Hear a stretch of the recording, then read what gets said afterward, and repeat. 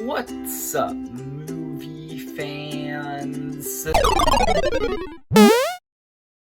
Okay guys, I know that I'm very late to making this video, but I'm finally gonna review Falcon and the Winter Soldier. This show ended like a month ago. Okay, that's an exaggeration, but it ended a while ago and I'm only now getting to it, so yeah. The Falcon and the Winter Soldier, kind of like Wanda and Vision going into WandaVision, are characters who I've never really cared that much about. Like, before this point, they've always kind of just been Captain America's sidekicks, and that was their function. This show, I was hoping that it would make them like a bit more interesting and it could make them like stand on their own a bit more, like what happened with WandaVision. So I'm gonna talk about everything I liked about it and then everything I disliked. So starting with everything I like, I do think that this show managed to make Falcon and the Winter Soldier, or Sam and Bucky, much more interesting characters. I think that the direction that they took their characters in was interesting. So with Sam, obviously at the end of Avengers Endgame, Cap handed Sam the mantle of Captain America, and so now in this show, Sam kind of believes that he might not be qualified for that mantle, and throughout the show, he starts to learn the reason that Cap picked him and that he actually is worthy of the mantle with the help of Bucky. On the other hand, Bucky is trying to make amends for like his life as the Winter Soldier and everything that he did, and Sam helps him to try and like bury the Winter Soldier and leave it in the past. And I thought that those were really great directions to take these two characters in. Then there's also another character returning from past MCU movies in this show, Baron Zemo. Now, Zemo has always been in like my top 10 MCU villains. I've always thought that he was one of the better ones, but I never really thought that he's like one of the best ones. Like, there are 4 MCU villains that I think are really my 4 big favorites: Thanos, Loki, Killmonger, and Vulture, and he's never really been able to like make it up there with them. I think that this show gave him what he was missing and actually put him up there in my top 5 favorite MCU villains. He had a good motivation in Civil War, but he was never very memorable or entertaining. This show made him more threatening than he was in Civil War and more entertaining, which ended up putting him in my top 5 favorite MCU villains because he now has what he was missing in Civil War. They aren't the only 3 returning characters from past MCU movies, but they're the only 3 that I can talk about in the positive section, so yeah. There are 3 main new characters in this show that we need to talk about, starting with John Walker, the most hated MCU character of all time.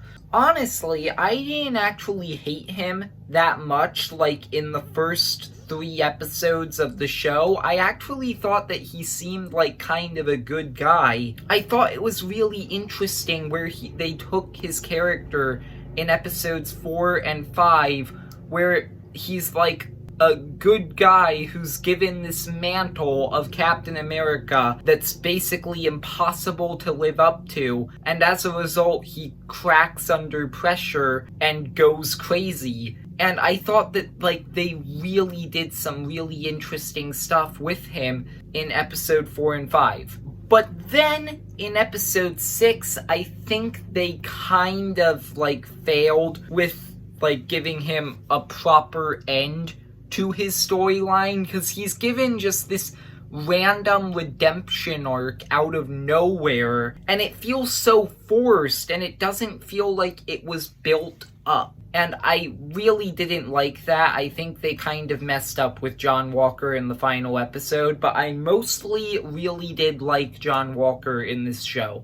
Then there's Isaiah Bradley, the most tragic character in the entire MCU. I thought that his backstory was really interesting, and I really liked the way that it, played into Sam's character arc, with it, kind of intensifying, his fear over being Captain America, the new Captain America. I thought that that was really interesting, and I actually almost cried when we got to the end of that storyline with the museum exhibit about Isaiah Bradley. I thought that scene actually almost made me cry. Let's talk about the villain of the show, Carly Morgenthau. I understand why a lot of people really didn't like her. I thought it was ridiculous when they started trying to make us sympathize with her after she went full-on evil. But I still think that she was mostly a good villain. Through her, they were able to explore, this new plotline in the MCU that they haven't really explored yet that's really interesting, and that is how the world reacts to the blip. This is the third post-Endgame MCU thing now, and Spider-Man Far From Home kind of made the blip into a joke, it kind of just shrugged it off. And then WandaVision, it didn't really explore it apart from that one scene with Monica Rambeau when she, comes back from the snap.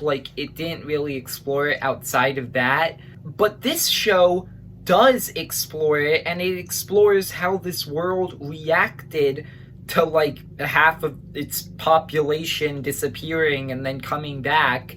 It introduces Carly Morgenthau, this villain. This concept is really cool. It's that a villain who believes that the world might have been better during the blip. I think that that was a really interesting concept. So I really liked Carly Morgenthau as a villain. I understand why a lot of people didn't, though. So that's everything I liked about this show. Mostly just characters, and then also the fact that this show explored, the effects of the blip. There are a couple things that I disliked. So, first off, Sharon Carter, the final character that I didn't talk about in the positive section, because I really didn't like her in this show. I wasn't a huge fan of her character in the Captain America movies. I paid attention enough to her to know that this is not the same character. The Power Broker twist is both so predictable and also just so out of place and unnatural that it's weird. You can catch on to it immediately, but it's also just completely betraying her character from past movies. So I really didn't like that entire twist and just what was going on with her. I really didn't like that part of the show. Then the other things I disliked is that this show does feel a bit overstuffed and confusing at times, and it also moves really slowly. I would have preferred that it moved a bit faster, and that it also kind of cut a few of these plot lines, because I was very confused, specifically after episode 3, with what was going on. Episode 4 cleared it up a bit more, but there was a section there where I was a bit confused. But overall, I did think that Falcon and the Winter Soldier is a pretty good show.